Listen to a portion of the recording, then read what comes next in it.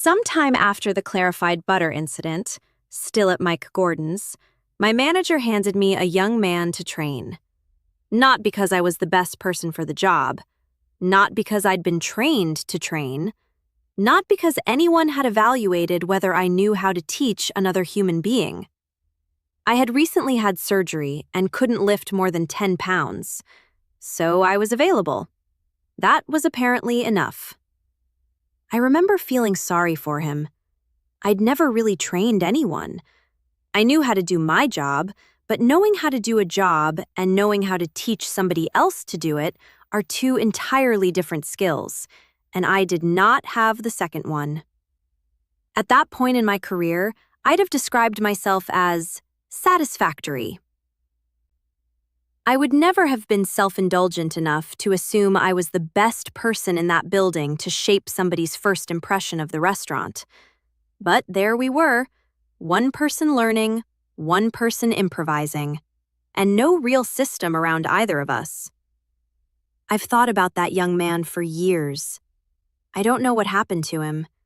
I hope he did well. I hope somebody better than me got hold of him later. Because that moment explains most of what I believe about this industry. I cannot think of many other professions where that would be acceptable. You would not choose a trainer because they happened to be standing nearby, because they had a lighter load that day, because they temporarily could not perform another part of the job.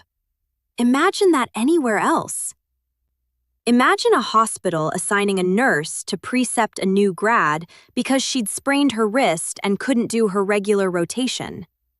Imagine an electrical contractor picking an apprentice's journeyman that way. Yet restaurants do this constantly. The strongest server gets the trainee. The person with the fewest tables gets the trainee. Whoever happens to be scheduled gets the trainee.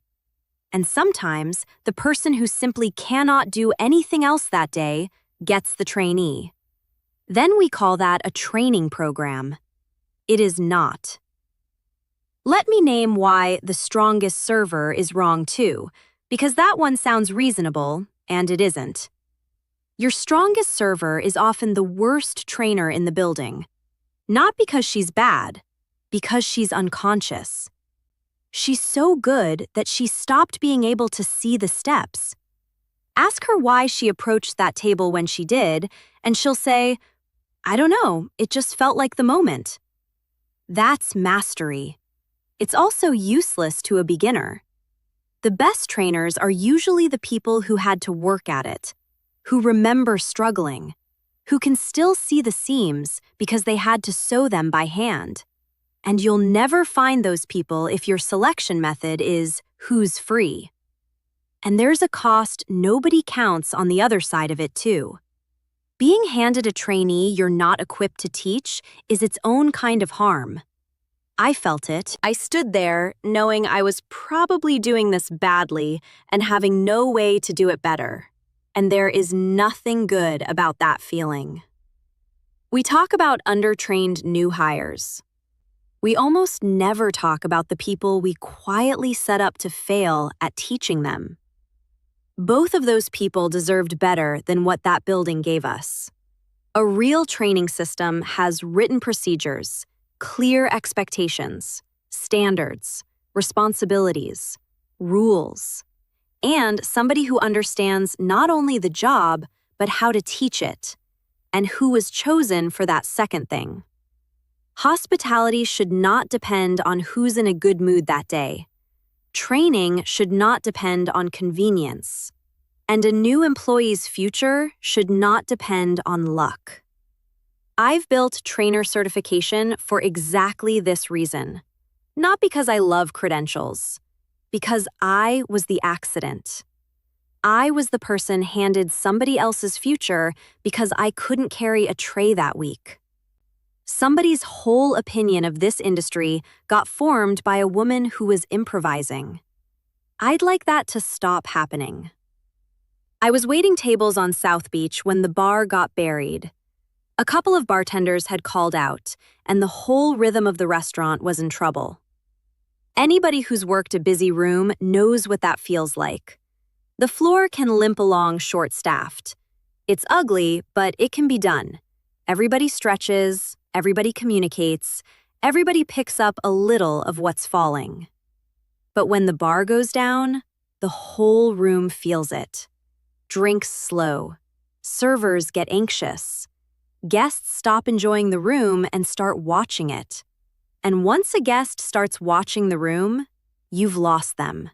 Because now they're auditing you instead of having dinner. And managers start looking for solutions fast. I told my manager I'd bartended before. 5 minutes later, I was in a different uniform, working the rest of the shift behind the bar. I got promoted after that. And I understood something very clearly, which has never left me. The more I knew, the more valuable I was. Knowledge creates mobility. Skill creates value. Cross-training creates resilience. But here's the part that matters, and it took me a long time to see it. I was able to step in because I already had the skill. That restaurant benefited from something I'd learned somewhere else, on somebody else's payroll. In a bar in a small town after the army, years earlier and 2,000 miles away. They got lucky. That's all that was. They got lucky that the server who happened to be on that night had a skill they'd never asked about, never developed, never even knew she had. And it worked out beautifully. And nobody in that building learned anything from it. Because when you're saved by luck, you don't build a system. You just feel relieved. So what if restaurants built that on purpose? What if cross-training wasn't something you discover in a crisis? What if a server could see a real path to bartender? What if a host could see a path to server? What if a server assistant could see a path to trainer? What if a bartender could learn inventory and ordering and leadership before being thrown into management instead of after? What if skill growth was part of the culture instead of a lucky accident?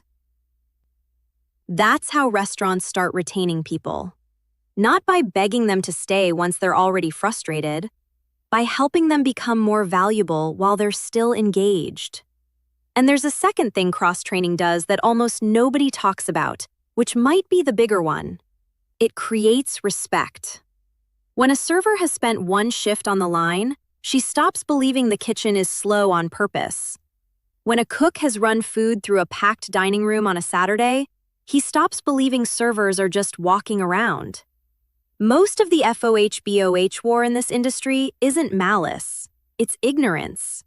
Two groups of exhausted people, 30 feet apart, each certain the other has it easier, because neither one has ever stood where the other stands. You cannot fix that with a meeting. You fix it with a shift. There's one more thing in that story I want to name, because it's easy to miss. I had to volunteer. Nobody asked me. There was no list anywhere of what the people on that floor could do.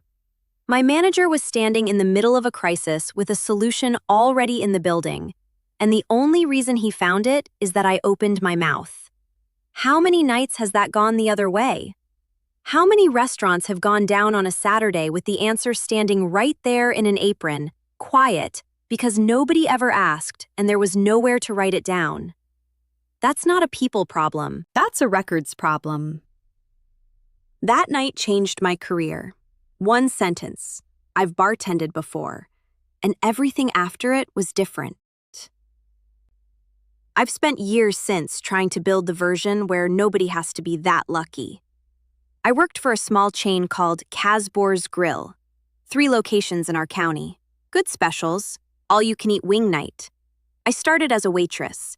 And on my very first day, my new supervisor told me I should trust him with my career because he was, in his own words, the greatest ever. He was, in fact, the worst I ever worked for.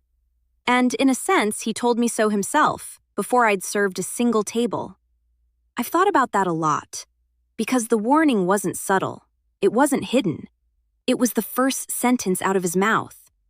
Anybody who has to tell you he's the greatest ever is telling you something true, just not the thing he means.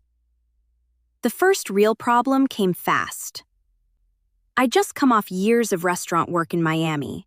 I was more than qualified to move into a bartender position. That wasn't ambition talking, that was a fact anybody could have checked in about 4 minutes. He gave the bar job to a buddy of his who had never bartended a day in his life.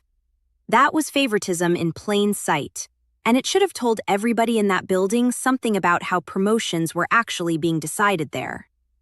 Notice what that costs. Not to me, to the restaurant. Every single person on that floor watched an unqualified friend get a job over a qualified stranger. And every one of them updated their understanding of the place in that moment. They learned the real promotion criteria, not the stated one, the real one. Once your people know proximity beats competence, something quiet happens. The ambitious ones stop developing and start politicking. And the ones with actual pride, the ones you most want, start looking around. You'll never see that on a report. It'll show up 8 months later as turnover, and somebody will blame the labor market. I applied for a different promotion instead, and the district manager, genuinely a good guy, brought me on as assistant manager almost immediately. He gave me a minimal amount of training on the cooking side and sent me right back to the location I'd just come from, which meant I now had to butt heads daily with the same supervisor who'd already shown me exactly who he was. The pattern never let up. He made poor decisions under pressure and blamed the people around him instead of himself. That's the tell, by the way. That's the one. Everybody makes poor decisions under pressure. I have, plenty. The question is where it lands afterward.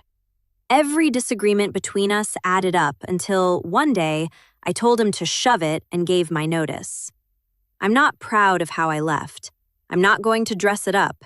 I was an assistant manager and I walked. But here's what I want you to hear, because it's the whole reason I tell this story. That restaurant never lacked warning signs. They were there from the first sentence he ever said to me. They were there when he handed the bar to his buddy. They were there in every shift where he made a bad call and found somebody else to hang it on.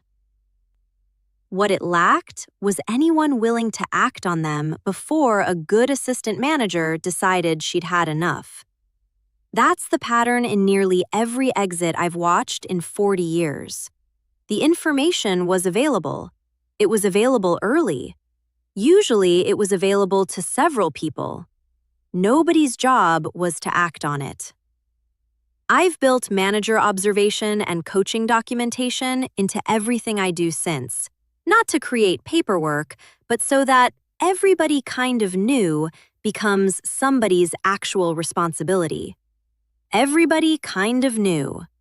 That's the most expensive sentence in this industry.